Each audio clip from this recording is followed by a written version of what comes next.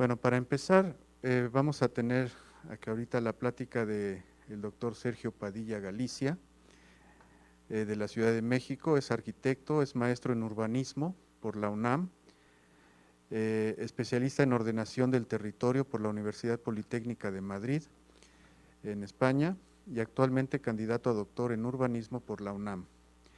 De 1978 a 1981 fue parte del equipo técnico de la Secretaría de Asentamientos Humanos, SAOP, en el área de equipamiento y desarrollo urbano. Desde 1982 se ha desempeñado como consultor y como profesional independiente o asociado con diversas empresas especializadas, dirigiendo diversos estudios y planes de desarrollo urbano, proyectos arquitectónicos y gestión de proyectos inmobiliarios. De 1983 a 1989 fue profesor en el área de urbanismo en la Facultad de Arquitectura de la UNAM y desempeñó el cargo de coordinador de la maestría en urbanismo. Actualmente es profesor investigador en la División de Ciencias y Artes para el Diseño de la Universidad Autónoma Metropolitana, Unidad Azcapotzalco, en donde realiza actividades de docencia e investigación en temas de análisis urbanístico, planeación y diseño urbano en México y en el ámbito internacional. Como docente ha dirigido numerosos proyectos terminales de licenciatura, especialización y maestría en temas relacionados en planeación urbana, proyectos urbanos y arquitectura. Coordina el programa de investigación Morfogénesis y Transformaciones Urbanas.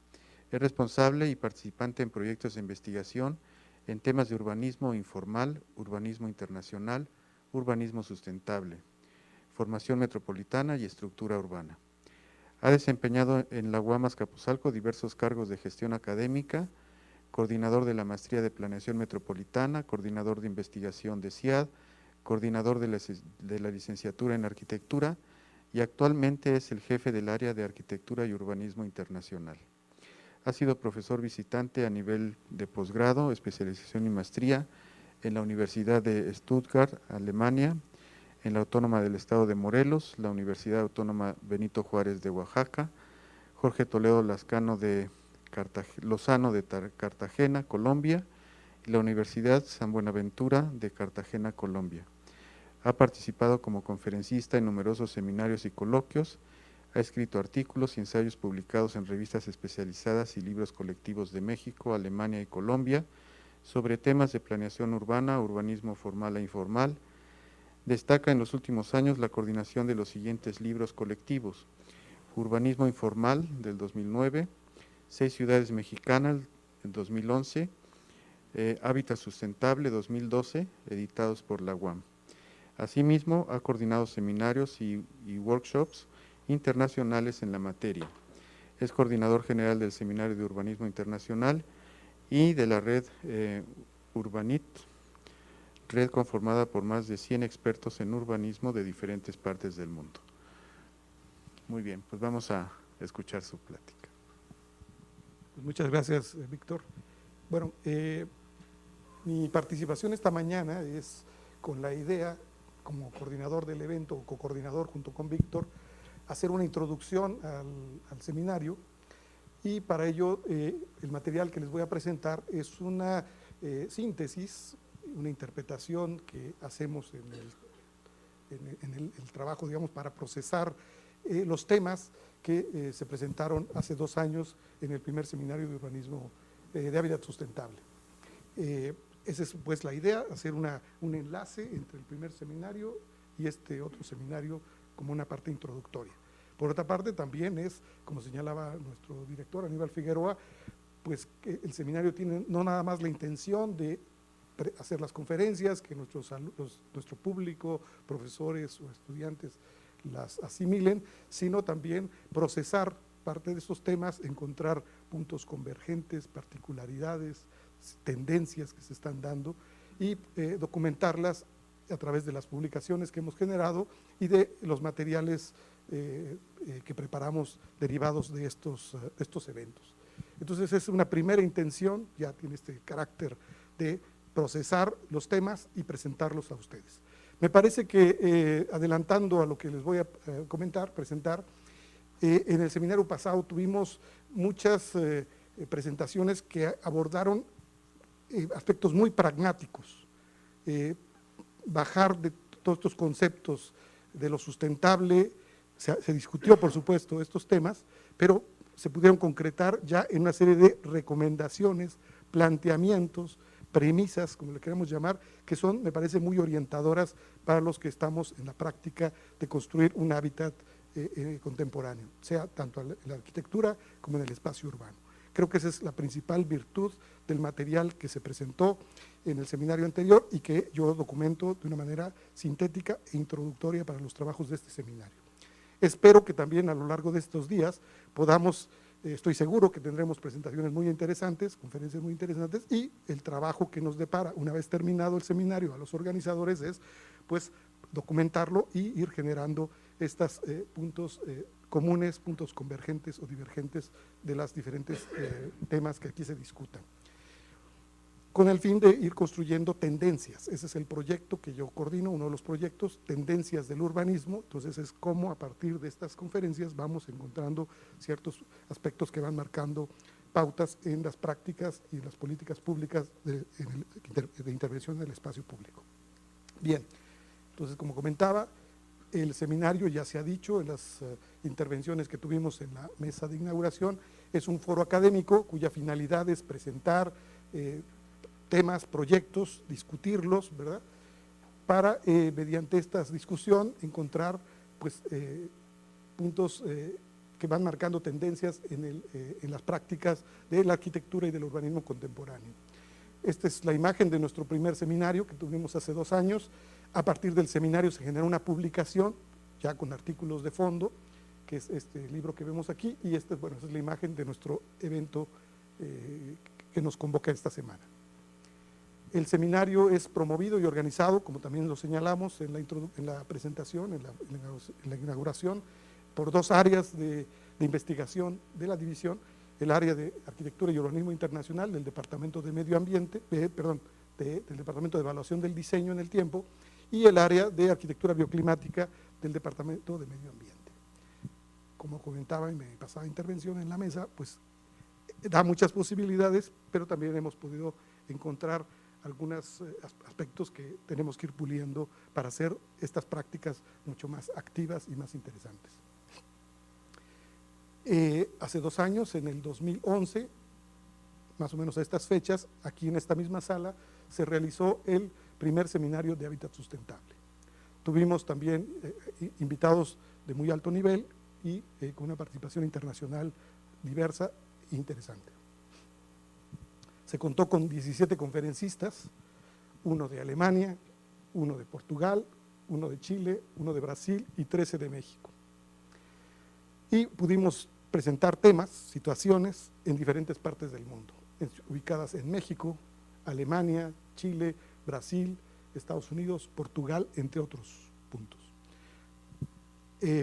Claro, es imposible abarcar la totalidad del planeta, pero me parece que los casos, aunque sean aislados, pues van identificando situaciones interesantes. Congregamos a un público de 90 asistentes. En esta ocasión estamos un poquito flojos. Debo decirles, el cambio de calendario escolar nos afectó. Normalmente en esta semana tenemos actividades, es la última semana de actividades. Estos eventos se programan con mucha anticipación, casi 1 año de anticipación. Hubo un cambio en el calendario que yo no lo comprendo, me rebasa, no sé qué el colegio académico de la universidad que estaba pensando. Y bueno, y resulta que tenemos ya 2 semanas fuera, o 3, y bueno, la verdad es que hay poca concurrencia de alumnos, pero hace 2 años tuvimos mayor participación de alumnos, que es una pena. Tendremos que estar atentos a estas cosas para que no nos ocurra en futuros eventos.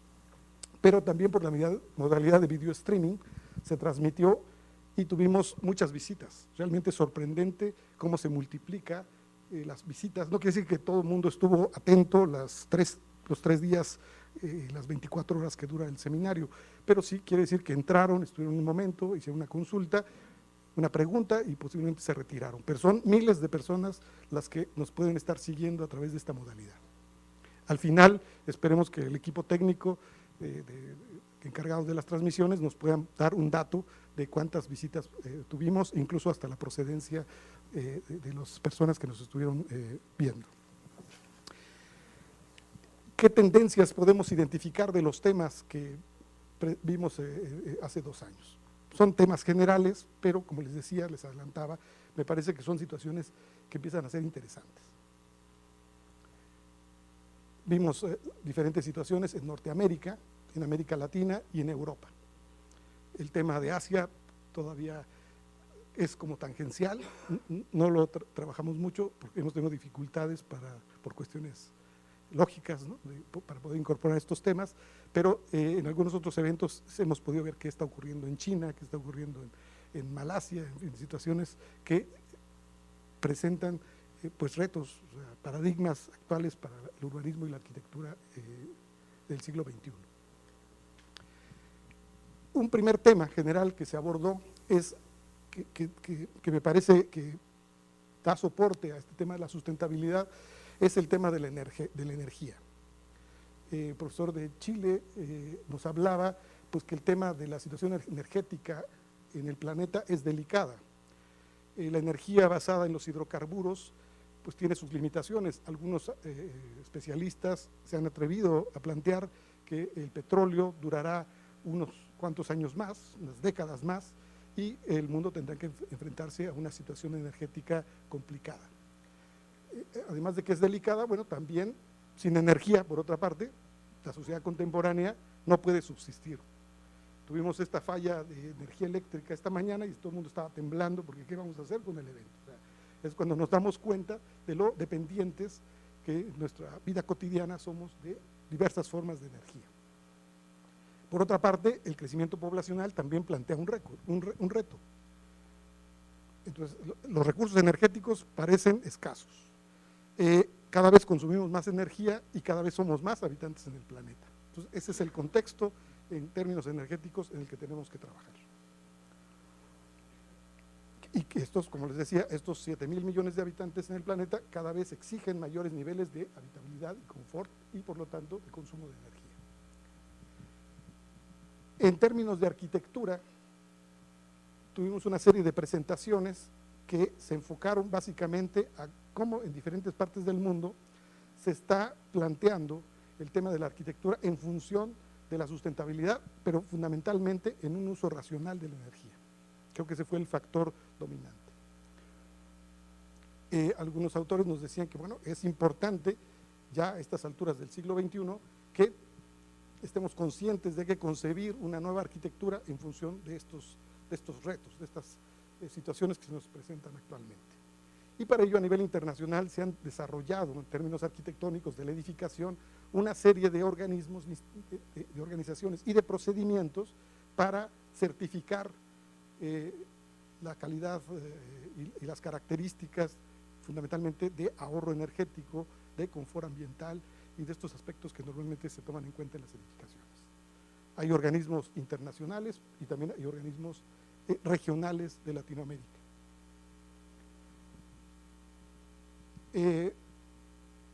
Javier del Río, un profesor chileno que estuvo con nosotros, en su presentación nos hablaba de que este tema de los estándares se empieza a hacer cada vez más complejo. Los países desarrollados, Norteamérica, Europa, tienen su sistema de estándares con los cuales se tiene que hacer estas certificaciones de sustentabilidad o de edificaciones sustentables, pero también en América Latina está empezando a desarrollarse estas certificaciones. Y que muchos de los criterios que se aplican a nivel de los países industrializados, básicamente en un contexto socioeconómico diferente al nuestro y también en energético diferente al nuestro, pensemos en Alemania, condiciones climáticas complejas, un país con una altísima capacidad económica, un altísimo desarrollo tecnológico, pero sin una gota de petróleo, pues ese es su contexto. En caso opuesto, nosotros estamos en una situación en México o en América Latina radicalmente diferente, pero no por ello no debemos dejar a un lado el tema que está ahí de hacer edificaciones cada vez más responsables en términos del uso energético. Y él nos señalaba que habría que pensar en criterios regionales propios. También Aníbal Figueroa en su presentación nos señalaba este aspecto. Y Javier del Río nos decía que no olvidemos los principios generales que como arquitectos debemos tener, que sí, los estándares hay que cumplirlos, son orientadores, pero fundamentalmente en nuestro contexto debemos de irnos a lo básico.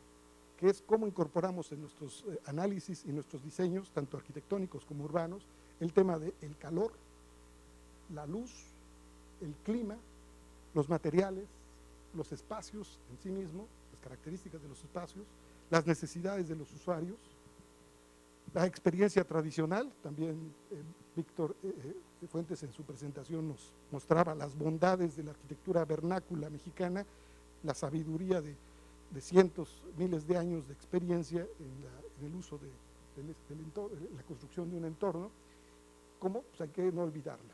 Y también Javier nos señalaba pues que la arquitectura experimental, o sea, los experimentos, pues también no debemos dejarlos de un lado, hay que estar innovando y probando nuevas posibilidades de diseño y de desarrollo tecnológico.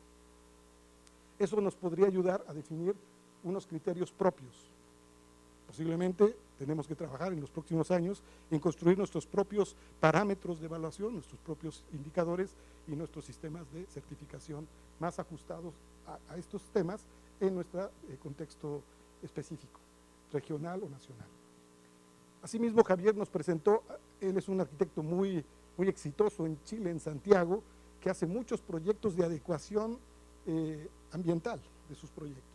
Lo llaman mucho porque proyectos que ya están realizados tienen severos problemas de confort acústica, de confort térmico, y bueno, él hace sus análisis energéticos, sus balances térmicos y genera los diseños para remediar estas cosas. Entonces aquí nos presenta que en el Aeropuerto Internacional de Santiago lo llamaron porque tenían severos problemas de asoleamiento, y entonces él generó ahí una serie de soluciones donde lograba un balance térmico adecuado en los espacios interiores del aeropuerto, que no los tenía el diseño original. Pero nos mostró otros casos de oficinas, muchos proyectos en donde él está de manera muy activa trabajando. También es un académico, dirige un programa de maestría en la Universidad Andrés Bello de Santiago de Chile. Michael Peters de Alemania tiene su despacho de diseño y construcción sustentable en la región de Frankfurt. Su ponencia giró en torno a los estándares que se han venido generando en Alemania, que incluso han llegado hasta un concepto de casa pasiva, o sea, que no consume energía, o casa cero energía. O sea, la meta que ellos se plantean es, bueno, aquí no va a haber consumo de energía, es totalmente un ciclo cerrado, en donde la energía que está ahí no se pierde y se está renovando.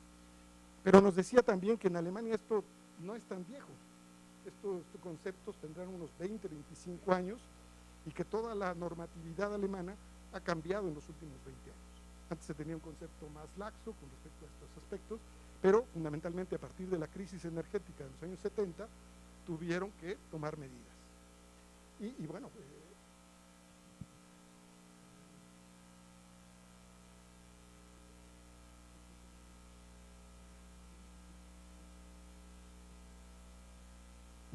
ok, ahí sí se escucha, perfecto, bueno, bien.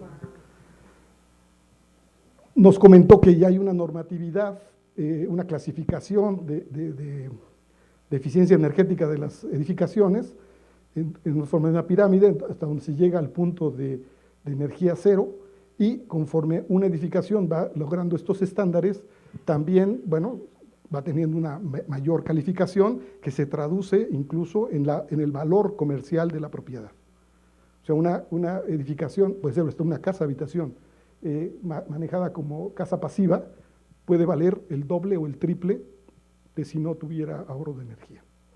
Y bueno, nos comentó algunos de los principios que él aplica para sus proyectos, basados muchos aspectos en el tema de la energía, de la forma. O sea, es un punto básico, la forma tiene que ver con una buena solución ambiental, incorporar siempre el aire externo, adecuándolo, por supuesto, a las condiciones de requerimientos internos. El sistema de aislamientos en Alemania, que es muy estricto, sobre todo los procedimientos constructivos, no nada más los aislamientos, son muy estrictos para lograr esta eficiencia. Él nos mostró una imagen en donde, con una jarra de té, ¿verdad? Entonces el concepto en los años 70 era que el té se servía en una jarra de vidrio, y pues el té caliente, y a los minutos estaba frío. Y entonces ahora el concepto es que es una jarra totalmente térmica, en donde el asunto se trata de que no se pierda el calor que ya se generó para calentar el té. Ese es un poco el concepto que se está aplicando ahora de una manera muy gráfica, muy simple. Bien, y otro aspecto es, por supuesto, incorporar la energía de la naturaleza, principalmente la energía del sol, y no tanto de la energía de hidrocarburos. Víctor Fuentes nos presentó una experiencia en relación a arquitectura, haciendo una comparación entre la arquitectura tradicional, vernácula, en el sureste del país, principalmente en la región maya, una fuerte tradición indígena de cientos de años, donde nos mostraba cómo estas construcciones resultan en condiciones climáticas muy adecuadas para sus habitantes. Y en contraposición se están haciendo estos proyectos nuevos que han proliferado en el país, en México, en los últimos 10, 12 años, megaconjuntos urbanos se les llama, en donde las tipologías de tanto el trazo urbano como los diseños específicos de la vivienda que se reproducen indiscriminadamente, pues no tienen nada que ver con las condiciones climáticas. Y por supuesto que con las condiciones culturales, sociales, mucho menos. Entonces realmente, pues creo que ha habido una pérdida, ese es el planteamiento de Víctor, que ha habido una pérdida de esta experiencia milenaria con estas soluciones, supuestamente, aquí hay arquitectura sin arquitectos, y aquí supuestamente hay arquitectura con arquitectos, y pues no hemos funcionado muy bien. No hemos aprendido de esa tradición. También se nos hablaba en otro artículo y otra presentación que esta figura de los megaconjuntos urbanos, que son, hay conjuntos en las grandes ciudades de México que pueden tener 10,000 viviendas, con este trazado urbano súper monótono, repetitivo, denso, expansivo, y con tipologías de vivienda de este tipo, ¿verdad?, que no tienen nada que ver con la parte sustentable, ni procuran un espacio adecuado para vivir en lo social o en lo familiar, y tampoco tienen que ver con ninguno de los conceptos que normalmente manejamos en términos de eficiencia energética, sustentabilidad. Y creo yo que a veces algunos proyectos tratan de manejar algunos aspectos en la arquitectura de sustentabilidad, le ponen un colector solar para calentar el agua y sustituyen el calentador de gas, y ya la anuncian como sustentable. Pero en los términos que a mí me compete, que es la parte urbanística, me parece que es una verdadera aberración el que se hagan estos diseños. Si el diseño, el trazo urbano y la agrupación urbanística está mal planteada, pues la casa, la orientación va a estar mal dada, y podemos tratar de buscarle muchas soluciones, muchos recursos, pero el problema viene de origen. Y creo que en eso, en México, hemos descuidado muchísimo. Tal vez la formación de diseñadores urbanos no haya sido lo suficientemente adecuada en nuestras instituciones, y estamos produciendo estos grandes asentamientos nuevos, diseñados, por primera vez diseñados por arquitectos, pero que no aportan nada, sino que están generando muchísimos problemas, no nada más a nivel social, sino también a nivel familiar y, en suma, energéticos y de todo tipo. En términos ya de urbanismo, tuvimos varias presentaciones en donde algunas de ellas nos presentan planteamientos, compilaciones de conceptos que se están manejando en diferentes partes del mundo. La doctora Elizabeth Espinosa nos presentó un material sacado del llamado Libro Verde del Urbanismo, fundamentalmente se conoce mucho en España, en donde se hace un diagnóstico del proceso de la urbanización contemporánea y se establecen en contraposición unas recomendaciones. O sea, este es el problema, ¿cómo debemos de evitar ese problema?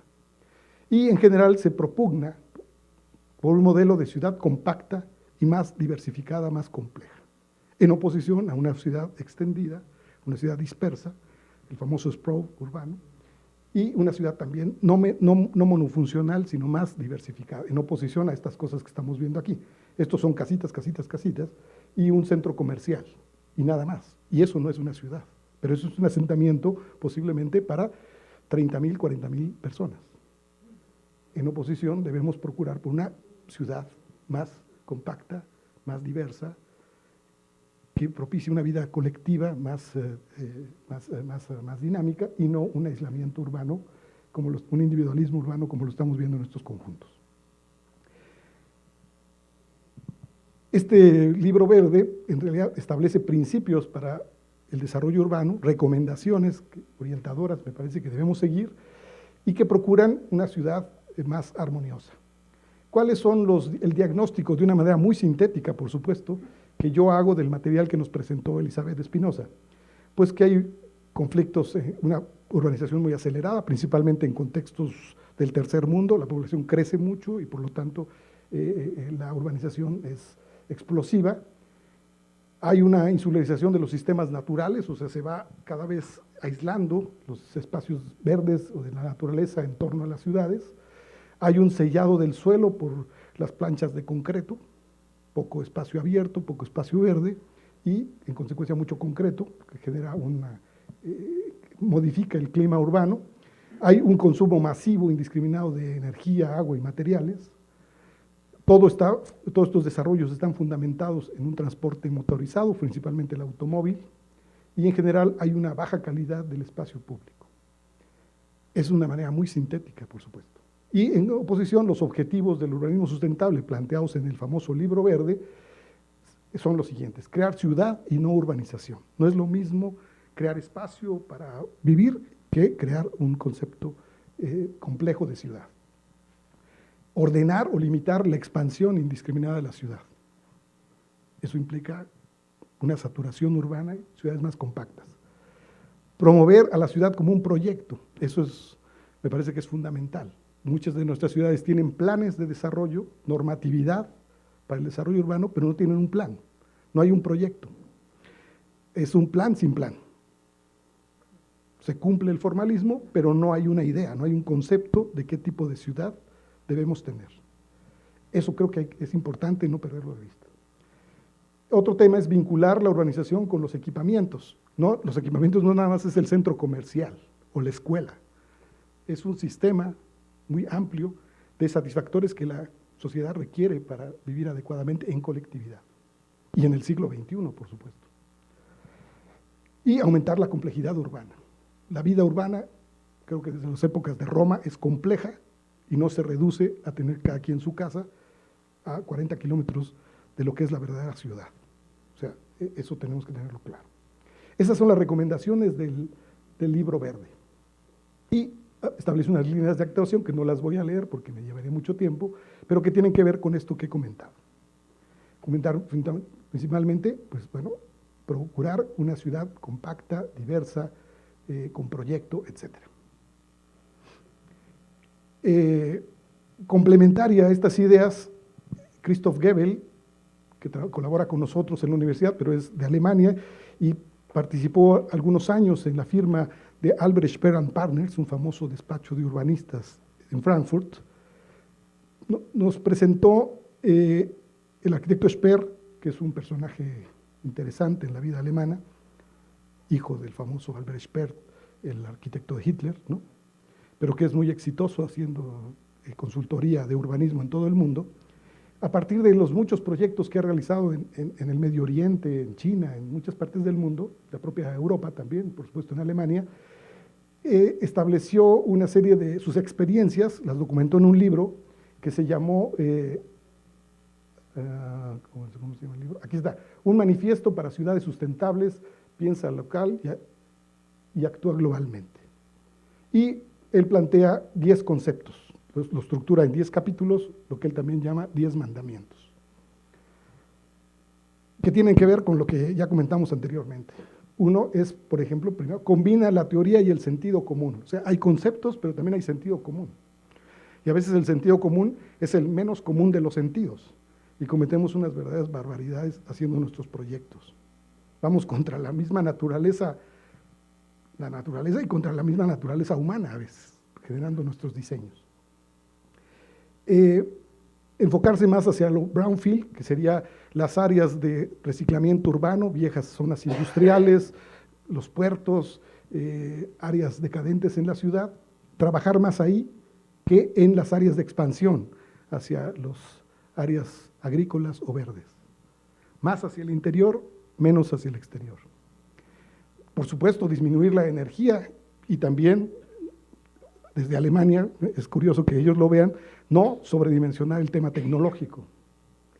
Mantener el espacio abierto, el tema del espacio público en nuestras ciudades todavía no lo tenemos muy claro, muy consciente de él, y creo que ese es lo fundamental del urbanismo. En la materia prima del urbanismo, un componente fundamental es el espacio público. Crear una identidad clara en los proyectos. Pensar en ciclos globales y no en visiones a corto plazo, en sectores. Hay que pensar a largo plazo y con mayor visión de nuestros proyectos. No dejar que los modos de transporte compitan por el espacio público, o sea, no prioridad al espacio, al transporte, prioridad a las personas. Y creo que desde Le Corbusier ya había algunas ideas por el estilo, o sea, no hemos avanzado demasiado. Claro. Pero cuando surge el automóvil, bueno, el automóvil, el tren, ha sustituido mucho del espacio público para estos vehículos y menos para las personas. Fomentar la participación cívica, definir con claridad las bases sobre las cuales, o sea, el proyecto de ciudad sobre el cual se va a construir la ciudad, y él remata con dar prioridad a las 3 Es que él maneja: ecología, economía y equidad. Esos son los planteamientos del arquitecto Speer. Siguiendo con 10 mandamientos, Bernardo Baranda, que va a estar en esta mañana con nosotros, que es un activista del tema de movilidad sustentable en la Ciudad de México, además de que es un buen técnico, por supuesto, nos planteó una experiencia que ellos le ofrecieron de manera práctica, como decía Aníbal, a la autoridad. Ellos recuperaron, bueno, sabemos mucho sobre movilidad, tenemos muchas inquietudes, pero ¿cómo se lo transmitimos a la autoridad y a la ciudadanía?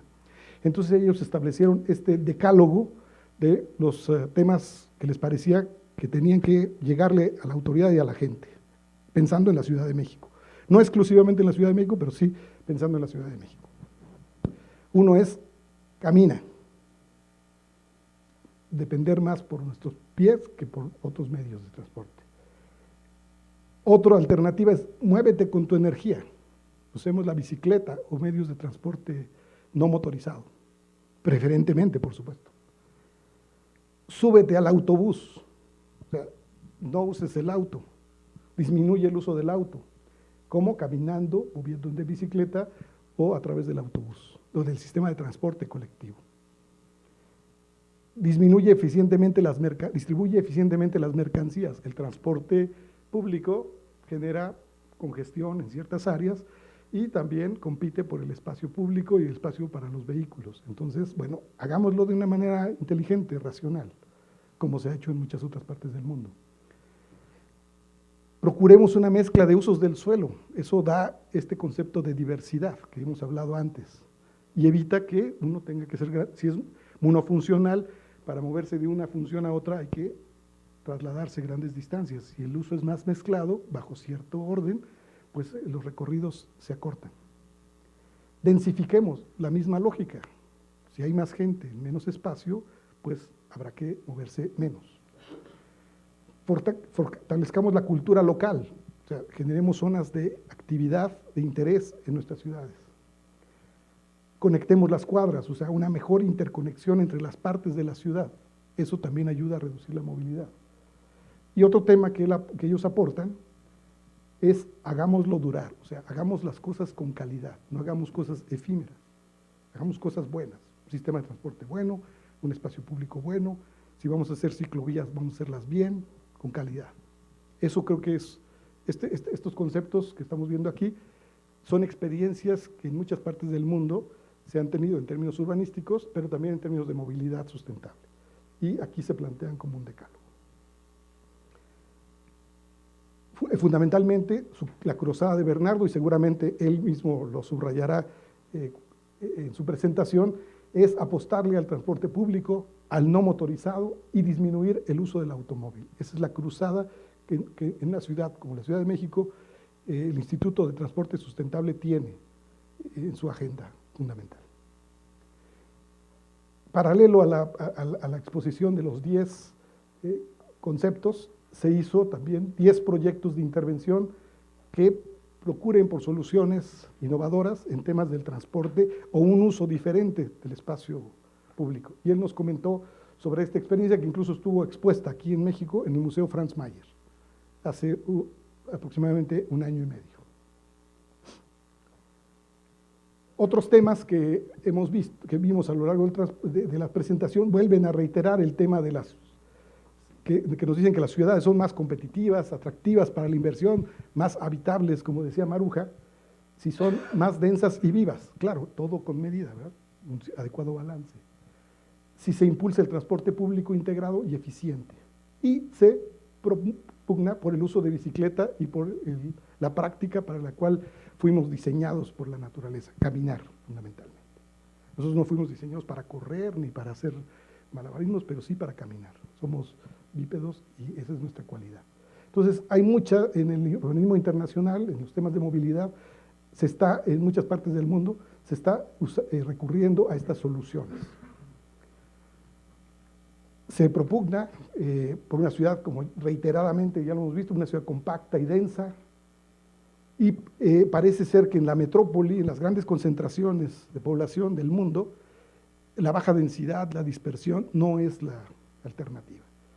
Es inevitable en la moderna metrópoli, y México es una gran metrópoli, como muchas otras en el mundo, desarrollado o no desarrollado, tiene que ser un escenario urbano más denso, con proyectos que saturen el espacio de una manera adecuada, en vinculación con el transporte público, con estas alternativas de transporte no motorizado, en donde el tema de los espacios públicos sea fundamental, los espacios para la cultura, la recreación, el arte, todos estos elementos están en la agenda de los proyectos urbanos en muchas ciudades.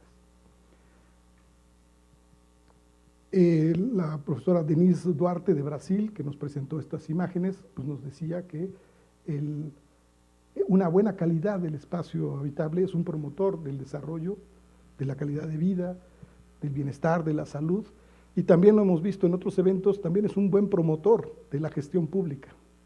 Si una ciudad es exitosa, ciertos proyectos en la ciudad, o la ciudad en su conjunto, es exitosa en sus políticas urbanas, en sus proyectos, también los gobernantes capitalizan estos beneficios y se califican como buenos gestores, como buenos administradores.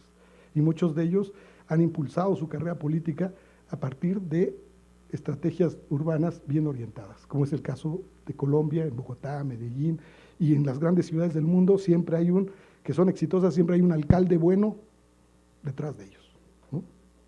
En Nueva York, en Londres, en Berlín, siempre hay polémico, pero bueno, atrás de ellos. Otra presentación que tuvimos, interesante, es de un grupo de investigadoras de la Universidad de Porto, en Portugal, que trabajan sobre el tema del clima urbano. Ellos hacen unos estudios muy precisos y preciosos, también muy bien documentados, como geógrafas que son, sobre el tema de la ciudad y el clima. Y bueno, nos muestran cómo la urbanización, el sistema de espacios verdes, van generando todo un mapa térmico diverso en la ciudad, que da una cualidad que a veces no se toma muy en cuenta. Y que esa cualidad es un factor importante para la calidad de vida y que también debe ser considerada por los que toman decisiones sobre la ciudad, ya sea desde la administración pública o los que hacen proyectos para la ciudad. Entonces nos comentaba cómo estas experiencias del clima, a partir de tomar en cuenta las volumetrías de los edificios, los colores, los materiales de construcción más apropiados, pues son elementos que los diseñadores, urbanistas, arquitectos, debemos tomar en cuenta. Y que si se logra un proyecto de ciudad más armonioso y menos vulnerable, pues eso es un éxito. Y ese tal vez es su mensaje, cómo el clima puede ser un factor de análisis para buenas propuestas de diseño urbano. Leszek Maluga, de Polonia, de Wrocław, nos hizo una presentación sobre su ciudad, que es una ciudad muy interesante. Es el río Oder, que cruza aquí y genera una serie de islas en la ciudad, pero también es impresionante, yo he tenido la oportunidad de estar en esta ciudad, invitado por Leszek, por supuesto, tiene una cantidad de espacios abiertos, parques y el río, que es un escenario maravilloso. Entonces él nos muestra que ellos han asumido ya que un patrimonio importantísimo de la ciudad es su sistema de espacios abiertos.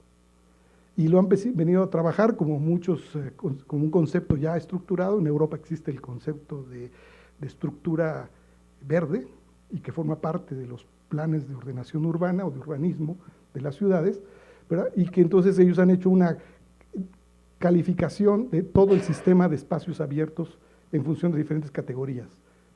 O sea, las áreas verdes tienen que ver con lo funcional, lo ecológico, lo social, lo económico, lo estético, el diseño, le llama lo composicional, diseño, y el uso directo como parte productiva.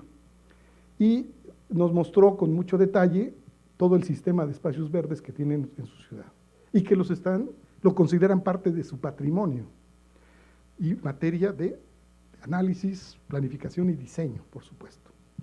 Como él es profesor universitario, a sus alumnos, que no son alumnos de paisajismo, ni mucho menos, son alumnos de arquitectura, siempre él les plantea retos sobre estos temas. Ha trabajado sobre el río, ha trabajado sobre los espacios verdes, y aquí él estableció como una línea de trabajo durante un ciclo, trabajar sobre los parques en Brockworth, y los alumnos hicieron proyectos alternativos de cómo potenciar estos espacios abiertos, complementándolos con equipamientos culturales, con rediseños, pero siempre tratando de potenciar el valor ambiental y patrimonial que para esta ciudad tiene los espacios abiertos. El doctor Guillermo Díaz Arellano nos presenta un caso muy interesante de esto que se ha llamado renovación urbana, pero también en términos de crear, reutilizar una vieja infraestructura ferroviaria en la ciudad de Seattle, en los Estados Unidos, en la costa norte del Pacífico de los Estados Unidos, una vieja patios de ferrocarril muy en el centro, en el centro de negocios de la ciudad, que era un área residual. Se planteó un proyecto de rescate. ¿Y cómo lo plantearon? Mediante un parque olímpico de las esculturas, el Olympic Sculpture Park.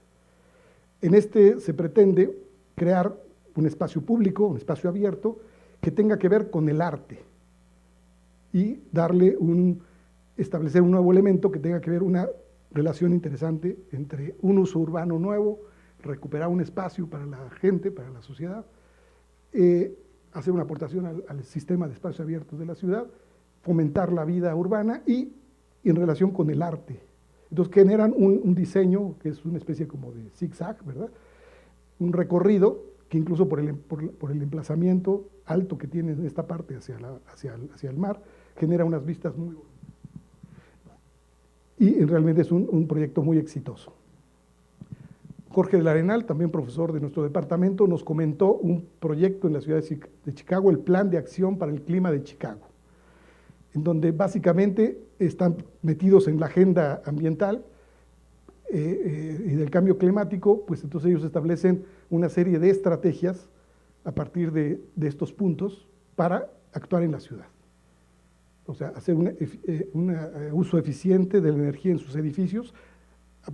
También en otras presentaciones hemos tenido que la ciudad de Chicago es un porcentaje mínimo, no llega al 1% de los que pueden ser certificados tipo LED de sus edificaciones, y son las más altas consumidores de energía en el mundo, estas grandes ciudades y edificios, pero están preocupados por eso y entonces están tratando de promover que las edificaciones en la ciudad consuman menos energía, que usen fuentes renovables de la misma, mejorar las opciones de transporte en la ciudad, reducción de los desechos y de la contaminación industrial. Chicago es una gran ciudad industrial y tiene esta tradición y tiene muchas áreas ya deterioradas, decadentes, en pleno corazón de la ciudad industriales, y entonces están pensando qué hacer con ellas, ¿verdad? Y generar pues, un sistema de convivencia y de espacios recreativos en donde la ciudad de Chicago también tiene mucha experiencia. Todo el frente del lago Michigan realmente es una maravilla, los que han podido visitarlo, proyectos desde el arquitecto Sullivan, de principios del siglo XX, hasta los proyectos más recientes como el Millennium Park. Bueno, siempre el tema del espacio público en la ciudad está ahí. Y creo que ahora, bueno, lo pretenden impulsar a partir de esta iniciativa relativamente reciente que nos reseñó Jorge del Arenal. Gloria Castorena nos habló de un caso en México, de un proyecto que desde la universidad, en vinculación con otras instancias académicas y gubernamentales, plantearon para generar un esquema de desarrollo. Yo creo que es un plan bastante ambicioso desde lo regional, ¿verdad?, hasta las cuestiones ya muy locales del diseño de los espacios urbanos y arquitectónicos, ¿verdad? O sea, abarca todos los niveles de intervención, la región, la ciudad, sectores de la ciudad, diseño específico, espacio público y arquitectónico, sustentado en principios como la movilidad y el transporte debe de tener prioridad, el respeto al paisaje y el medio natural, generar nuevas alternativas para la edificación y el medio construido, hacer un eficiente uso del agua, los desechos, promover opciones de vivienda interesantes en este sector de la ciudad, que no hay muchas, fomentar el turismo, es una localidad cercana a la Ciudad de México, la zona metropolitana, que tiene pues cualidades turísticas importantes, y bueno, y bajo una línea de análisis bioclimático, diseño ambiental, etcétera, etcétera. Es un proyecto que ganó un premio también en la universidad recientemente, y es lo que hablábamos hace rato, esta vinculación con sectores externos para hacerlo. Posiblemente Gloria nos pueda comentar en los recesos, pues bueno, qué pasó con este proyecto ya en la práctica al enfrentarse con las autoridades o con la toma de decisiones específicas. Jorge Legorreta, colega nuestro del departamento, un distinguidísimo profesor y profesional del urbanismo de la Ciudad de México, que recientemente falleció después, como a los 6 meses, al año de haber tenido una participación con nosotros, pues más que una propuesta específica nos vino a hacer una denuncia, muy en su estilo, es un gran charlista, tiene un encanto para presentar sus temas. Nos habló sobre el contexto natural del Valle de México. Él es un gran conocedor, era un gran conocedor de estos temas, y nos habló cómo el sistema de ríos y lagos ha sido totalmente eliminado de la cuenca de México. México fue una cuenca lacustre con más de 40 ríos que alimentaban a los lagos que corresponden a lo que actualmente es la ciudad, la mancha urbana. Nos habló del deterioro que sus zonas boscosas, que son muchas todavía, se tienen en la actualidad, y algo que él también conocía muy bien, que es el sistema de Chinampas, que es este sistema prehispánico desde los aztecas de parcelas en donde se cultiva hortalizas para la Ciudad de México. Sus conclusiones es que hemos hecho un verdadero desastre con nuestro medio ambiente natural, y que de continuar con este modelo de urbanización y de poco conocimiento y respeto sobre el medio, pues estamos entrando en una situación prácticamente insostenible. Entonces, más que una propuesta, era una denuncia que él venía a hacer, y que creo que viene bien porque pues todos los que estamos trabajando en estos temas nunca debemos de perder de vista estos aspectos. En oposición, digamos, al tema de los megaconjuntos que se han desarrollado en la ciudad, en muchas ciudades de México, pero ha sido realmente significativo en la zona metropolitana de la Ciudad de México. Desde hace 10 o 12 años se han desarrollado estos megaconjuntos urbanos y han generado un verdadero escándalo a nivel de todo el mundo. Tanto es así que la política pública de la actual administración sobre vivienda social está frenada o se está replanteando, porque desde diferentes sectores académicos, intelectuales, incluso gubernamentales, están escandalizados con todo esto que ha ocurrido aquí. Ya a finales, y entonces está un poco frenado en este momento, se está revisando cómo se va a enfocar esto. Creo que lo positivo tendría es que nunca se habían canalizado tantos recursos en la historia del país para el tema de vivienda social, y se produjeron tal cantidad de viviendas que ahora resulta que hay gente que dice que tenemos 5 millones de unidades no ocupadas, pero son créditos asignados, y por lo tanto representan una cartera vencida para las instituciones financieras terrible.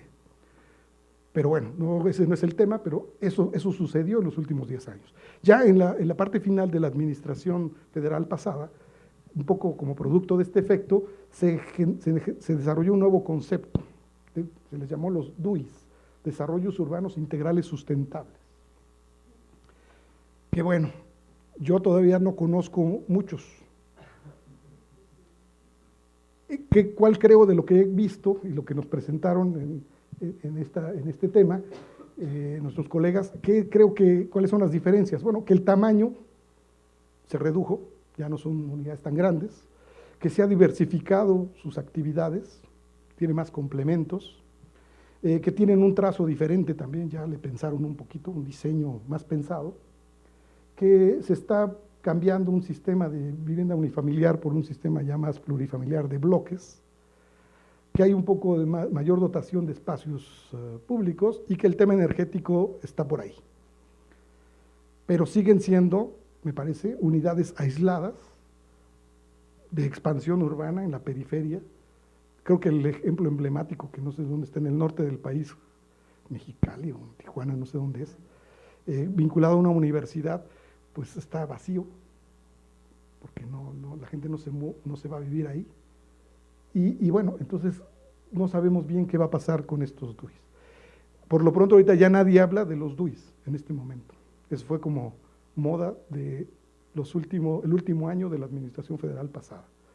Pero bueno, está ahí, la figura no ha desaparecido, habría que ver realmente, hacer una evaluación en el tiempo de esta figura, este concepto, pues cómo podría evolucionar y si realmente podía ser un cambio entre este modelo de urbanización y un modelo de conjuntos urbanos más articulados. Vamos a ver.